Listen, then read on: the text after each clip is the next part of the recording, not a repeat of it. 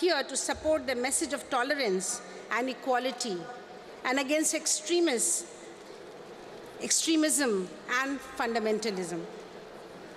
The message can be best advanced in no better occasion than the International Women's Day, as women are the prime victims of intolerance and the fundamentalist groups, and they remain the source of intolerance in today's world. Women suffer the most, whether it is internal arms conflict, whether it is war, whether it is violence at home. No one doubts that the roots of Islamic fundamentalism go back to when the Iranian regime came to power in 1979. But today, we have the opportunity to come to this gathering and tell the women of Iran and those brave women in Camp Liberty that you are not alone. We are here to stand with Mrs. Rajavi in the idea of building a global front of women against fundamentalism and extremism.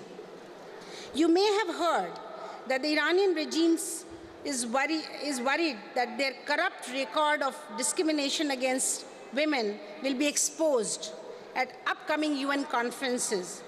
And they have said that it is better to check the reports that will be presented there. The truth is that it is clear to all that the regime has no respect for women.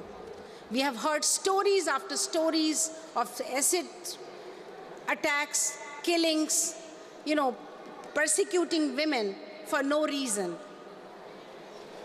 The regime has no respect for women, and the main target and victims are women.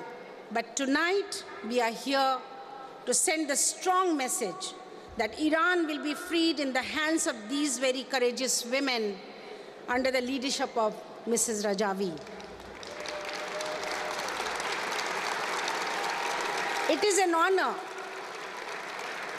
to commemorate all the courageous women who have given their lives in the path of freedom. I salute all the courageous women in Iran who never surrendered to the Iranian regime. And it is an honor to be here speaking on behalf of all the courageous women of Camp Liberty who have not given up their struggle despite the inhuman treatment against them. Also, it is an honor to call on stage.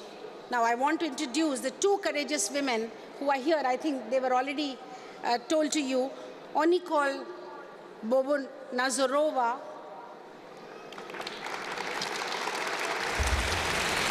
She is the mother of human rights from Tajikistan, a winner of Women of Courage Award of 2014. And also, Aniza Ahmed.